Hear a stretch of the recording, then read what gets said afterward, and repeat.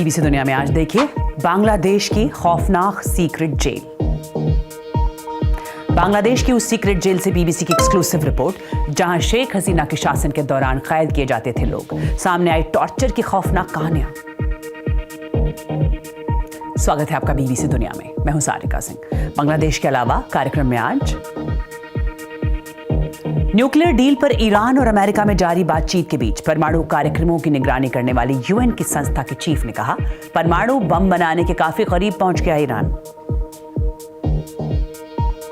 रूस और यूक्रेन में जारी जंग रुकवाने पर चर्चा की तैयारी। यूरोपीय देशों से बात करने पेरिस पहुंचे अमेरिका के अधिकारी। अब तक यूरोप को अलग थलग कर सीधे रूस से बातचीत कर रहा था अमेरिका। जानेंगे क्या है नया प्लान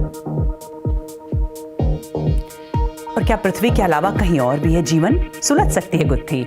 जानेंगे कैसा है वो प्लैनेट जहां जिंदगी होने की उम्मीद जता रहे हैं वैज्ञानिक।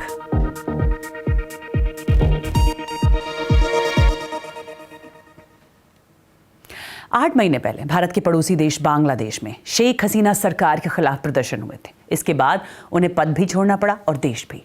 अब कई ऐसे विक्टिम सामने आ रहे हैं जिन्हें शेख हसीना की सरकार के दौरान जबरन जेल में डालकर टॉर्चर किया गया था। इन सीक्रेट डिटेंशन सेंटर से रिहा हुए लोगों ने बीबीसी को बताया है कि वो अब भी उन्हें कैद करने वाले सुरक्षा बलों से डरे हुए हैं, क्योंकि वो आज़ाद घूम रहे हैं। बीबीसी ने बांग्लादेश के हिडन डिटेंशन सेंटर में से एक का दौरा किया और वहां बने सेल्स में मलबे के ढेर लगे हुए थे। जांच करने वाले अधिकारियों का मानना है कि यहां लोगों पर जुल्म करने वाले लोग अपने जुर्म के सबूत मिटाने की कोशिश कर रहे थे। देखिए ढाका से बीबीसी संवाददाता समीरा हुसैन की रिपोर्ट। 9 महीनों तक मेरी आंखों पर पट्टी बंधी रही। उन्होंने मुझे टॉर्चर किया। मेरी नाक अभी भी टूटी हुई है। मेरे हाथ पीछे की ओर बंधे हुए थे तो 2 लोग मुझे इन सीढ़ियों से लेकर गए। अंदर भी मेरे हाथ बंधे होते थे और आंखों पर पट्टी होती थी। ये बांग्लादेश के एक अंधेरे पहलू की एक झलक है। पूरे देश में अलग अलग जगह ऐसी सैकड़ों जेलें हैं और उनमें बंद रहे सब लोगों की दास्तां एक जैसी है। उन्हें मारा गया, टॉर्चर किया गया और एकदम अंधेरे में रखा गया।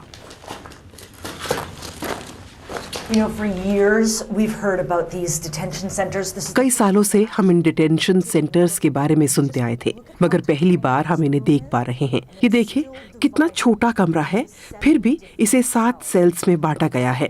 मैं अंदर जा रही हूँ ताकि दिखा सकूं कि ये कितना छोटा है। मेरा कद 5 फुट 4 इंच है और मैं इसमें खड़ी तो हो सकती हूँ, मगर अपने हाथों को फैला नहीं सकती।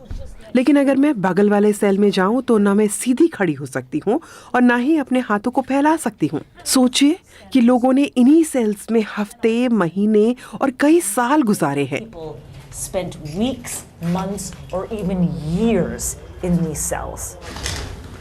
हमें वहां जाने की इजाजत दी गई जहां ब्रिटेन में ट्रेनिंग लेने वाले बैरिस्टर मीर अहमद बिन कासिम ने अपनी जिंदगी के 8 साल गुजारे थे। ये आपका सेल था? हाँ।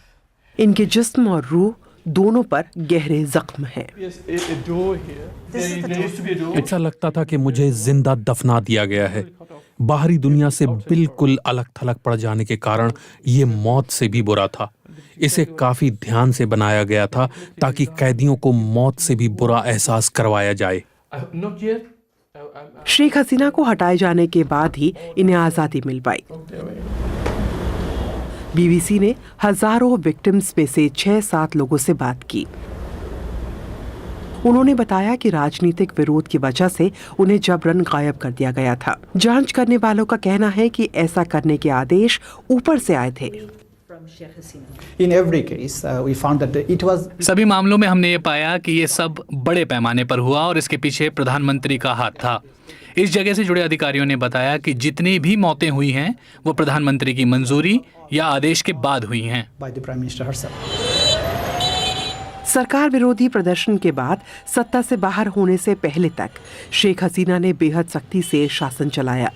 अब उनकी पार्टी का कहना है कि उसका इस सब से कोई लेना देना नहीं और सुरक्षा बल अपने आप ही ये तय करते थे। वही सुरक्षा बल अब भी काम कर रहे हैं। कई विक्टिम्स तो आज़ाद हो गए हैं, लेकिन उनका डर बना हुआ है। अतिकुर रहमान रसेल को डर है कि उन्हें कैद करने वाले कहीं उन्हें फिर न ढूंढ ले। আবার না কেউ ধরে নিয়ে যায় বা ওই রেস্টটা मुझे डर है कि अभी जो इंटरव्यू दे रहा हूँ, अगर उसमें ये कहूँ कि सुरक्षा बल मुझे ले गए थे तो वो आकर मुझसे बदला लेंगे। ये डर हमेशा बना रहता है। আবার এটা করে নাকি এই ভয়টা আর কি কাজ করে এখন। मैं डर के साए में जी रहा हूँ। जब भी कहीं जाता हूँ मैं बार बार पीछे मुड़कर देखता हूँ। क्या इन विक्टिम्स को न्याय मिलेगा ताकि अब उन्हें डर में ना जीना पड़े? बांग्लादेश के नए मगर नाजुक लोकतंत्र के लिए ये एक अहम इम्तिहान है। ढाका से बीबीसी संवाददाता समीरा हुसैन की रिपोर्ट। और अब बात मिडिल ईस्ट की। ईरान जल्द परमाणु बम बना सकता है, ये कहा है संयुक्त राष्ट्र की परमाणु निगरानी संस्था IAEA के चीफ राफेल ग्रासी ने। उन्होंने ईरान की राजधानी तेहरान के दौरे से पहले ये बयान दिया और कहा कि ईरान का परमाणु कार्यक्रम एक ऐसा मसला है जिसे ईरान ही सुलझा सकता है। अमेरिका और ईरान के बीच इस परमाणु कार्यक्रम पर रोम में दूसरे दौर की बातचीत होनी है। अमेरिका की मांग है कि ईरान अपने न्यूक्लियर प्रोग्राम में यूरेनियम एनरिचमेंट करना बंद कर दे, लेकिन ईरान कहता रहा है कि इस बारे में कोई बात नहीं होगी। हालांकि उसका ये भी कहना है कि वो परमाणु हथियार नहीं बना रहा है। और डोनाल्ड ट्रंप जब पहली बार अमेरिका के राष्ट्रपति बने थे तभी उन्होंने ईरान के साथ हुई उस न्यूक्लियर डील से पीछे हटने का ऐलान किया था जिसके तहत ईरान अपना परमाणु कार्यक्रम रोकने के लिए तैयार हो गया था। ट्रंप ने कहा था कि वो ईरान के साथ बेहतर डील कर सकते हैं। इस बारे में और बता रहे हैं रायन बोहल, जो ग्लोबल रिस्क एक्सपर्ट हैं। जब साल 2018 में अमेरिका परमाणु समझौते से पीछे हटा था तब से सन्नाटा सा पसरा हुआ था और इसका इस्तेमाल ईरान ने यूरेनियम इनरिचमेंट के लिए किया ताकि अमेरिका को फिर से बातचीत की मेज पर लाने के लिए प्रेशर डाला जा सके। ईरान इस बात की ओर इशारा करता रहा कि वो परमाणु हथियार बनाने की राह पर है, हालांकि उसने परमाणु हथियार बनाया नहीं। सालों से ईरान ऐसे ही दबाव डालने की कोशिश करता रहा और अब अमेरिका को ईरान के यूरेनियम के जखीरे को देखते हुए बात करनी पड़ रही है। इस दबाव की कूटनीति से अगर ईरान को आर्थिक प्रतिबंधों के बीच अगर किसी तरह की राहत मिल जाए तो इससे ईरान की अर्थव्यवस्था के हालात थोड़े सुधरेंगे। इसे ईरान सरकार को भी थोड़ा समर्थन मिलेगा। हो सकता है इस बातचीत से ये राह भी निकल जाए कि अमेरिका और ईरान दोनों एक दूसरे पर नरम पड़ें और ईरान के लोग यही चाहते हैं। लेकिन ट्रंप का दूसरा कार्यकाल पिछले कार्यकाल से अलग है क्योंकि इस बार उन्होंने टाइमलाइन दे दी है। और अब बात रूस यूक्रेन जंग की। लंबे वक्त से चल रही ये जंग कैसे खत्म की जाए, इसके लिए अमेरिकी राष्ट्रपति डोनाल्ड ट्रंप के 2 उच्च अधिकारी अपने यूरोपियन समकक्षों के साथ आज पेरिस में बातचीत करेंगे। अमेरिका के विदेश मंत्री मार्को रूबियो और मध्य पूर्व के लिए विशेष अमेरिकी दूत स्टीव विटकॉफ फ्रांस के राष्ट्रपति इमैनुअल मैक्रों से मिलेंगे। ब्रिटेन, जर्मनी और अचानक आए यूक्रेन के विदेश और रक्षा मंत्री भी इस बातचीत में शामिल होंगे। यूक्रेन जंग शुरू होने के बाद से ये अपनी तरह की पहली उच्च स्तरीय बैठक है और ये बातचीत ऐसे वक्त हो रही है जब रूस यूक्रेन पर ड्रोन से हमले कर रहा है। हालिया हमलों से यूक्रेन के निप्रो शहर में बड़े पैमाने पर तबाही और आगजनी की कई घटनाएं हुई हैं। स्थानीय गवर्नर का कहना है कि 3 लोगों की मौत हुई जिसमें 2 महिलाएं थीं। और इस जंग को खत्म करने के लिए हो रही कोशिशों पर और जानकारी दे रहे हैं बीबीसी संवाददाता James लैंडेल। In terms of securing any kind of ceasefire, well, at the moment, that has all settled down. जहां तक संघर्ष विराम की बात है तो फिलहाल ऐसा लग रहा है कि वो प्रक्रिया थोड़ी रुक सी गई है, उस पर ज्यादा क्लैरिटी नहीं है। और जहां तक यूक्रेनियों की बात है तो वो कह चुके हैं कि वो बिना शर्तों के तुरंत संघर्ष विराम के लिए राजी हैं, लेकिन रूस इनकार कर रहा है। अब ये देखना दिलचस्प होगा कि क्या यूरोपीय देश के नेता अमेरिका को कड़े शब्दों में इसके बारे में बताएंगे या नहीं। कि देखिए, आपको रूस के साथ कड़ा रुख अपनाना होगा। अगर रूस बातचीत के लिए राजी नहीं होता, अगर वो किसी भी तरह के संघर्ष विराम के लिए सहमत नहीं होता, तो फिर आपको यानी अमेरिका को रूस के साथ थोड़ा और सख्त होना होगा। दूसरे शब्दों में कहूं तो और प्रतिबंध, जैसा कि ट्रंप कह चुके हैं। लेकिन अभी तक तो रूस को लेकर अमेरिका का रवैया काफी सकारात्मक ही है।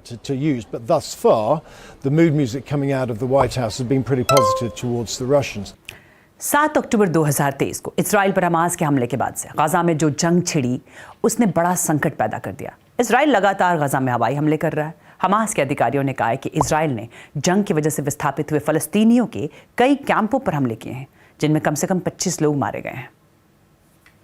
दरअसल इसराइल ने बीते महीने संघर्ष विराम को आगे ना बढ़ाने का फैसला करते हुए गजा में हवाई हमले शुरू किए।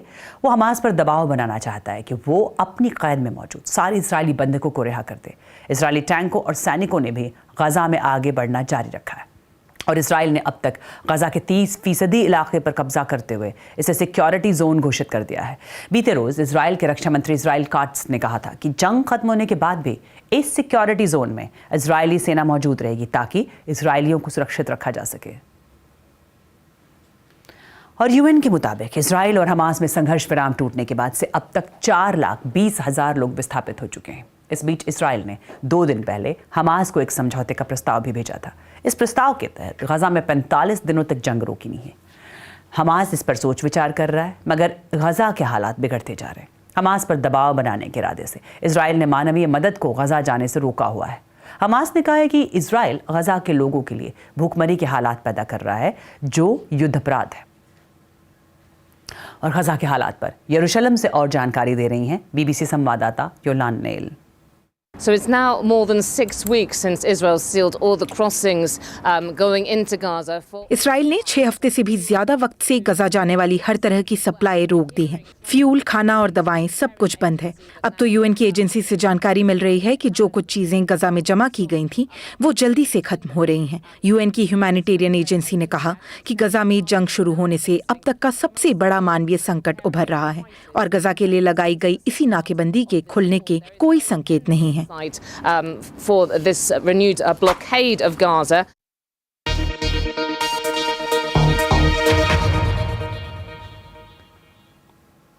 और मैं अक्सर सोचती थी कि हमारी इस दुनिया से अलग भी कहीं कोई दुनिया है क्या। हो सकता है आप में से भी कई ऐसा सोचते होंगे। अब वैज्ञानिक भी कह रहे हैं कि हो सकता है हमारी धरती से अलग किसी और ग्रह पर भी जिंदगी हो सकती है और ये जगह पृथ्वी से 124 लाइट ईयर्स दूर है।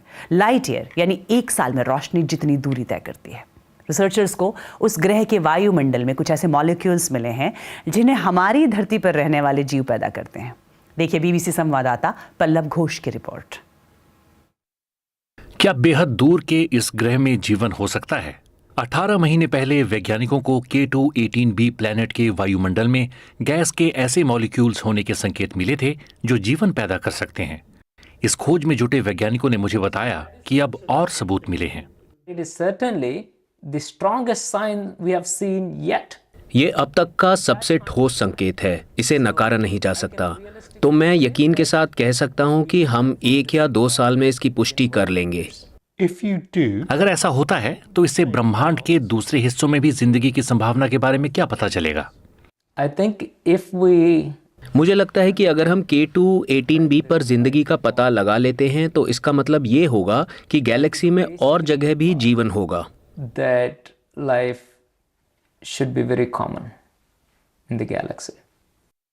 K2-18b is 2.5 times the size. K2-18b आकार में पृथ्वी से 2.5 गुना बड़ा है और 700 ट्रिलियन मील दूर है।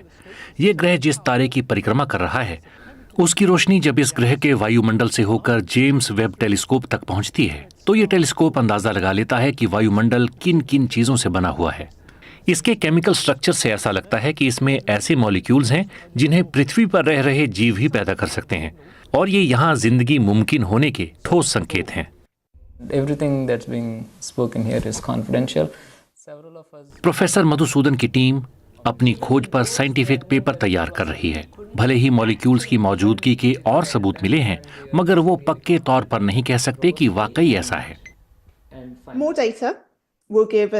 और डेटा मिलने पर हमें इस ग्रह के बारे में और जानकारी मिल पाएगी जिससे पुष्टि हो पाएगी कि ये केमिकल वहाँ मौजूद हैं। पर बहुत सटीक डेटा मिलने पर भी आप ये नहीं कह पाएंगे कि इसके पीछे निश्चित तौर पर बायोलॉजिकल वजह है, क्योंकि ब्रह्मांड में बहुत सी अजीब चीजें होती हैं। हम नहीं जानते कि इस ग्रह पर और कौन सी जियोफिजिकल घटनाएं हो रही हैं।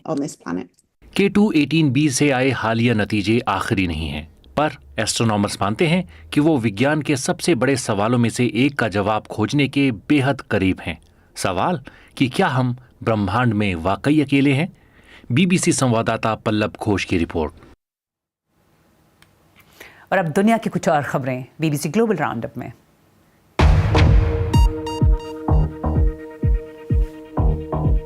15 साल बाद पाकिस्तान का कोई विदेश सचिव बांग्लादेश पहुंचा है। गुरुवार को पाकिस्तान की विदेश सचिव आमना बलोच ने ढाका में बांग्लादेश की अंतरिम सरकार के मुख्य सलाहकार मोहम्मद यूनुस से मुलाकात की। इस दौरान यूनुस ने पाकिस्तान के साथ रिश्ते मजबूत करने पर जोर दिया। उन्होंने कहा कि कुछ मुश्किलें हैं जिन्हें पार करने और आगे बढ़ने के तरीके ढूंढने होंगे। रूस के सुप्रीम कोर्ट ने तालिबान के ऊपर से आतंकी संगठन के टैग को हटा दिया है। रूस ने तालिबान को 2003 में आतंकी संगठन घोषित किया था, मगर वो धीरे धीरे तालिबान के साथ रिश्ते सुधारने लगा।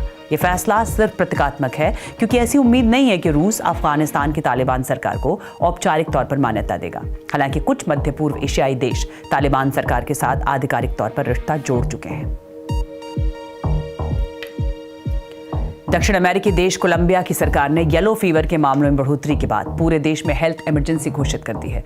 लोग वैक्सीनेशन के लिए लाइन में लगे हुए हैं। स्वास्थ्य मंत्रालय का कहना है कि जिन मच्छरों के काटने से ये वायरस फैल रहा है वो पूरे देश में मौजूद है। पिछले साल ये बीमारी फैली थी और अब तक 34 लोगों की मौत हो चुकी है।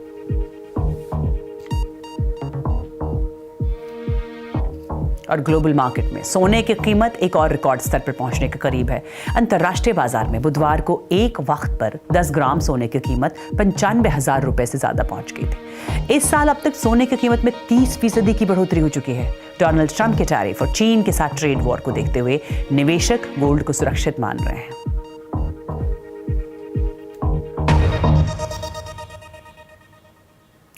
और भारत में होली तो आपने खेली होगी। अब देखिए चीन का कुछ ऐसा ही होली जैसा त्योहार। चीन के यूनान प्रांत में ये लोग पानी के साथ मस्ती कर रहे हैं। इस फेस्टिवल में हिस्सा लेने और इसे देखने दूर दूर से टूरिस्ट आते हैं। लोगों की ये मान्यता है कि पानी खराब किस्मत को धो देता है और सौभाग्य लाता है।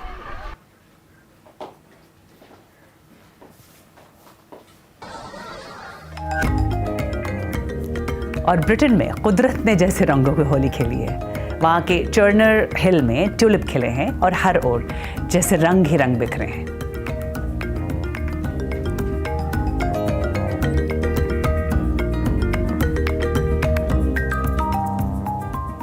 और कार्यक्रम आपको कैसा लगा, आप मुझे फीडबैक दे सकते हैं। एक्स पे मेरा हैंडल है @BBC Sarika। आज के लिए इतना ही।